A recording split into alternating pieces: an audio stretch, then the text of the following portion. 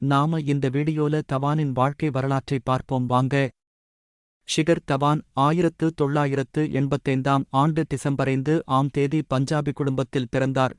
அவர் ஒரு இந்திய சர்வதேச கிரிக்கெட் வீரர் மற்றும் இடது கை தொடக்க பேட்ஸ்மேன் ஆவார். ஷிகர் தவான் டெல்லியில் ஒரு நடுத்தர வர்க்க பஞ்சாபி குடும்பத்தில் பிறந்தார். ஷிகர் தவானுக்கு சிரேஷ்டா என்ற ஒரு தங்கை இருக்கிறாள். அவர் தனது உறவினர் கிரிக்கெட் விளையாடுவதைப் பார்த்து தனது ஆர்வத்தை வளர்த்துக் கொண்டார். அவர் டெல்லியில் உள்ள சொனட் கிளப்பில் விளையாடுவார். தாரக் சின்ஹாவின் பயிற்சியின் கீழ் சொனட் கிளப்பில் சேர விரும்புவதாக அவர் தனது பெற்றோரிடம் கோரினார். 12 வயதில் கிரிக்கெட்டில் பிரகாசமான எதிர்காலத்திற்காக சொனட் கிளப்பில் சேர்ந்தார். 12 சர்வதேச கிரிக்கெட் வீரர்களுக்கு பயிற்சி அளித்ததால் தாரக் சின்ஹா பிரபலமான பயிற்சியாளராக இருந்தார். அவரது நேர்மறையான அணுகுமுறை அவரை பெரிய பையன்களுடன் கிரிக்கெட் விளையாட வலிமையாக்குகிறது. 15 வயதுக்குட்பட்ட பள்ளிக்குழு போட்டியில் அவர் சதம் அடித்து தனது பயிற்சியாளரை கவர்ந்தார். ஷிகர் தவான் ஒரு கிளப்பில் சேர்ந்தபோது அவர் விக்கெட் கீப்பராக இருந்தார்.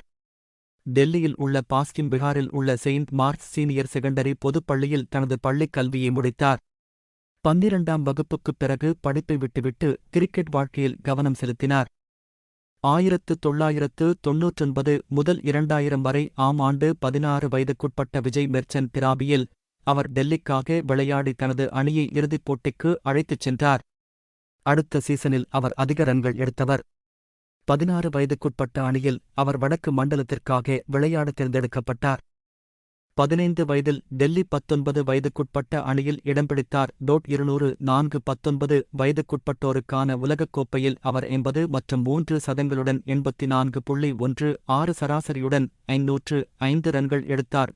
நவம்பர் 2004இல் ஆந்திர பிரதேசத்திற்கு எதிரான ரஞ்சி டிராபியில் டெல்லிக்காக தனது முதல் தர அறிமுகமானார். 2012 முதல் 13 வரை சீசன்களில் அவர் சேலஞ்சர் கோப்பை, துலீப் கோப்பை மற்றும் ரஞ்சி கோப்பை ஆகியவற்றில் சிறப்பான ஆட்டத்தை வெளிப்படுத்தினார். மேலும் இங்கிலாந்து அணிக்கு எதிராக சதம் அடித்தார். அவர் ஐபிஎல்லில் மும்பை இந்தியன்ஸ் அணிக்காக விளையாடியதால் அவரது உள்நாட்டு வாழ்க்கை வெற்றிகரமாக இருந்தது. ஆனால் இப்போது அவர் டெல்லி டேர்டெவில்ஸ் அணிக்காக விளையாடி வருகிறார். 2004 வயதுக்குட்பட்டோருக்கான உலகக்கோப்பையில் இந்திய அணியில் தொடக்க ஆட்டக்காரராக 505 ரன்கள் எடுத்தார். 2004ஆம் ஆண்டு நவம்பர் மாதம் டெல்லி அணிக்காக முதல்தர போட்டியில் அறிமுகமானார். 204-05 ரஞ்சி கோப்பை அறிமுக போட்டியில் 461 ரன்கள் எடுத்ததால் அணியின் முன்னணி ரன் எடுத்தவர் ஆனார். 2010 அக்டோபரில் விசாகப்பட்டினத்தில் ஆஸ்திரேலியாவுக்கு எதிராக ஒருநாள் போட்டியில் அறிமுகமானார். சுற்றுப்பயணத்தின் முதல் ஒருநாள் போட்டியில் அவர் தனது முதல் ஒருநாள் அரைசதம் அடித்தார். அவர் ஜூன் 2011இல் குயின்ஸ் பூங்காவில் மேற்கிந்திய தீவுகளுக்கு எதிராக தனது T20 அறிமுகமானார். 2013 ஆஸ்திரேலியாவுக்கு எதிரான டெஸ்ட் போட்டியில் அறிமுகமானார். அவர் தனது அறிமுக டெஸ்ட் போட்டியில் அதிவேக சதம் அடித்ததோடு இந்திய அறிமுக வீரரின் அதிகபட்ச ஸ்கோரையும் படைத்தார். அறிமுக டெஸ்டில் அவர் 168 பந்துகளில் ஆட்டமிழக்காமல் 185 ரன்கள் எடுத்தார். 2010ஆம் ஆண்டில் அவர் ஆஸ்திரேலியாவுக்கு எதிராக தனது சர்வதேச ஒருநாள் போட்டியில் அறிமுகமானார். ஆனால் துரதிர்ஷ்டவசமாக அந்த தொடரில் அவர் செயல்படத் தவறினார். பின்னர் வரையறுக்கப்பட்ட ஓவர்களில் விளையாடும் வாய்ப்பு கிடைத்தது. அவர் ஜூன் 2011இல் மேற்கிந்திய தீவுகளுக்கு எதிராக தனது சர்வதேச T20 அறிமுகமானார். ஆனால் அவர் செயல்படத் தவறிவிட்டார். பிப்ரவரி 2013இல் ஆஸ்திரேலியாவுக்கு எதிரான இந்திய டெஸ்ட் அணியில் தேர்வு செய்யப்பட்டார். டெஸ்ட் தொப்பியை சச்சின் டெண்டுல்கரிடம் இருந்து பெற்றார்.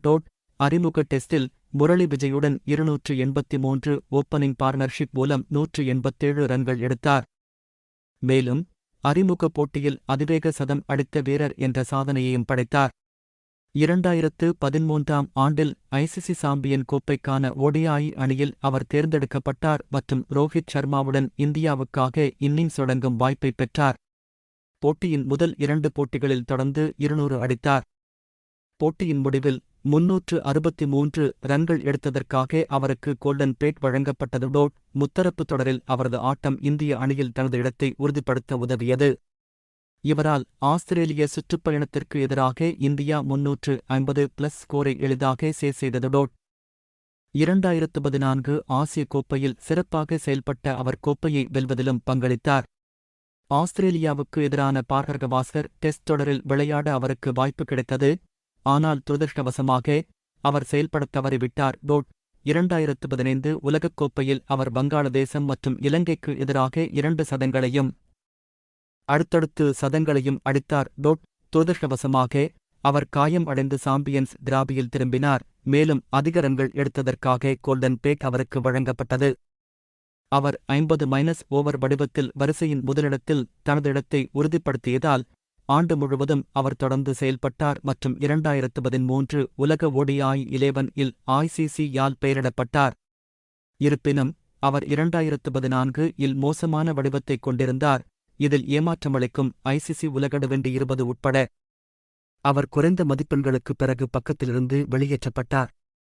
2015 ICC கிரிக்கெட் உலகக் கோப்பையின் போது அவரது பார் முறைப்படி திரும்பியது.